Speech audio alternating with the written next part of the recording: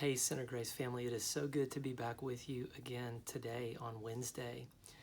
A number of years ago, I had a friend who told me a story about his house, and he lived actually in Nahant, and as the storms continued to kind of hit the backside of his house, over the course of time, the back porch began pulling away from the rest of his house. Evidently, the surf was beginning to rip away at the retaining wall, and then it actually got into his yard and began pulling the back of his house off, like his back porch, and it started eroding even some of the foundation of his house. And there was even a gap for a while between his back porch and the back of his house.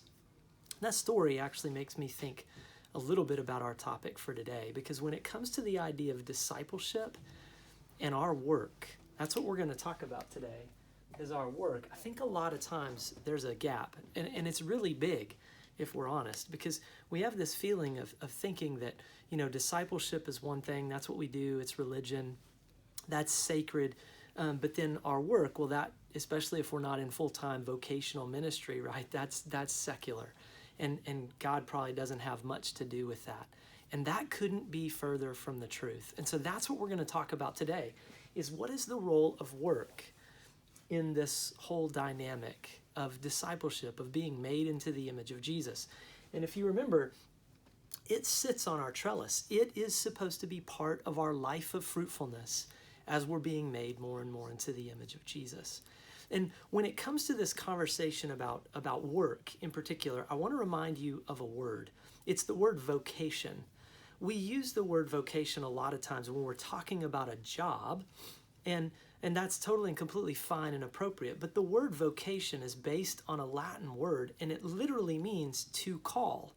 But if you have a calling in life, not just a job, but a calling, if you have a calling, doesn't that assume that there's a caller?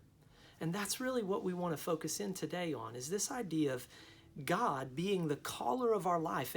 And what does our discipleship have to do with our everyday work? Well, as we orient ourselves to that, I want to remind you of the Sermon on the Mount. I've been doing some more thinking about Matthew 5 through 7. And Jesus jumps right into the everyday kind of stuff about life in the Sermon on the Mount, doesn't he? I mean, he starts out, and right from the beginning, he casts a vision of what the good life looks like, the blessed life, right? And it's the exact opposite of what we would expect. But then after he gives those Beatitudes, he goes in to describe the transformed heart and the transformed life and what it would look like.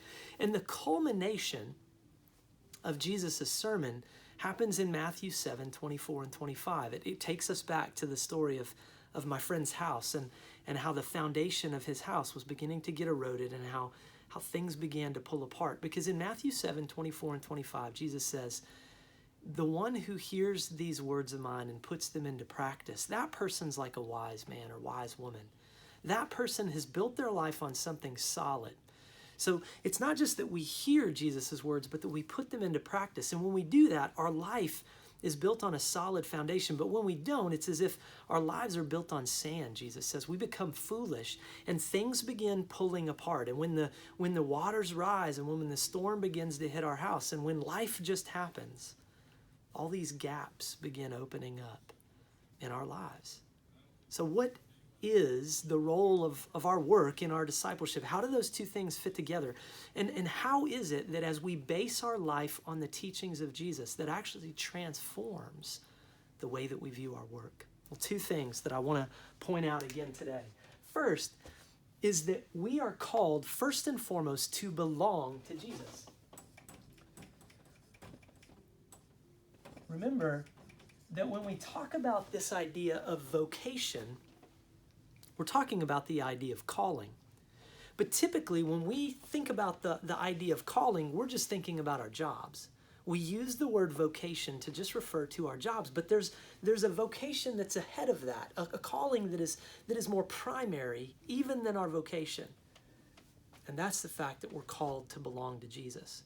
Os Guinness, in his great book, The Call, he actually distinguishes between what he calls the primary call to belong to Jesus and a secondary call. The secondary call is what we do in our lives. but the primary call is to belong to Jesus.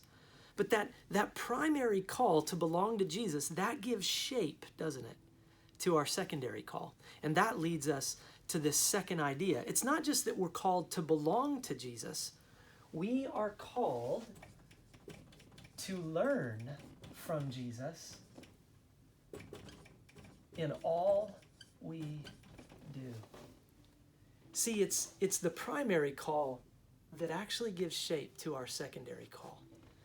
It's the fact that we belong to Jesus. It's the fact that we are his disciples that gives such deep structure and meaning to our everyday work.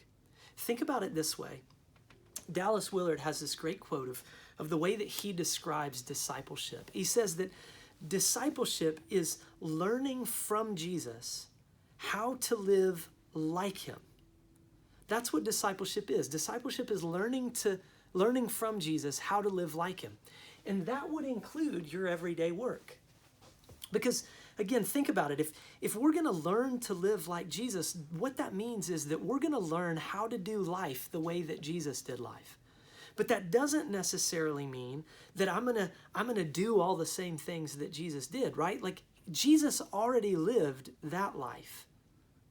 But now Jesus wants to teach me how to live this life because he's called me to belong to him, and now he's called me to learn from him in all that I do. It's that primary call that gives shape to the secondary call. We have to learn from Jesus how to live our lives, how to live our whole lives, how to live our real lives. There's not supposed to be a divorce between what we do on Sundays or what we do when we watch these videos or during our quiet times and then what we do the rest of our time. It's what we do as we're learning to live from Jesus that gives shape and structure to everything else in life. That's what discipleship is. That's the image of this trellis. See, Jesus is in all of this. We're called to belong to him. That's our first vocation. And then that gives shape to our secondary calling. We learn to live from Jesus for our whole life, our real life, our everyday life. Let me read you this quote, again from Dallas Willard in his book, The Divine Conspiracy. Listen to this. Willard says, once you stop to think about it, you can see that to not find your job to be a primary place of discipleship is to automatically exclude a major part, if not most, of your waking hours from life with Jesus. So if you don't view your life or your job as a part of your discipleship, in essence, the majority of your life is not going to be viewed as discipleship. Listen to what he says as he continues.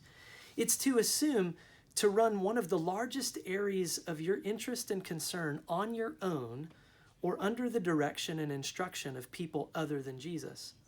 But this is right where most professing Christians are left today, with the prevailing view that discipleship is a special calling, having to do chiefly with religious activities and only full-time Christian service.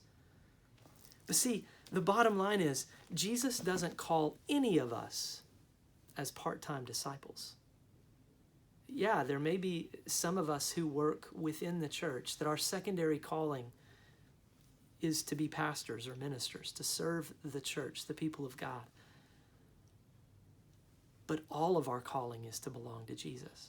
And no matter what we do, this is why Paul says in Colossians 3, right?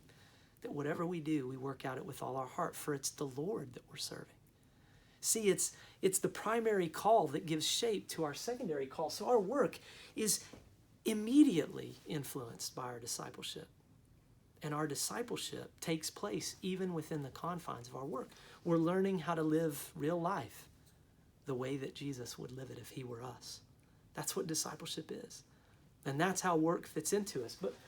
But how? What do we do? Well, let me give you 4 quick things. First, if you're going to view work as part of your discipleship, work with excellence. Don't just, I think it was Martin Luther who once said that if you were a shoemaker, a Christian shoemaker, you wouldn't just make bad shoes with a cross on it. You would make really good shoes. Whatever it is that you do, as Paul says, work at it with all your heart. Do it excellently. But secondly, do it with integrity. Integrity means that life fits together, right? An integer, I hate math, but an integer is a whole number, right? It's not a fraction. To live life as if work is cut off from discipleship, that would to be living a fractured life. But Jesus calls us to live a life of integrity. But that also means that in our work, in the things that we do, we live with integrity. We practice our work with honesty. If we fail, we own it. We don't try to blame somebody else. We ask for forgiveness and we move on. We forgive other people when they wrong us, right? We work with excellence. We work with integrity. We also work with joy. Joy should be one of the hallmarks of what we do in our job. Again, God's calling for us, even if we're transitioning from one position to another, our calling is to live with joy because Jesus is on the throne. Jesus is at work with us in the midst of the things that we do every day. So we can work with joy no matter what it is that we're doing. Even if we feel like, well, this is just the job that I have while I'm in high school or the job that I have while I'm in college or it's a transition job to something else. It doesn't matter. Work at it with all your heart. Work at it with joy. And then finally, we can work at it with contentment.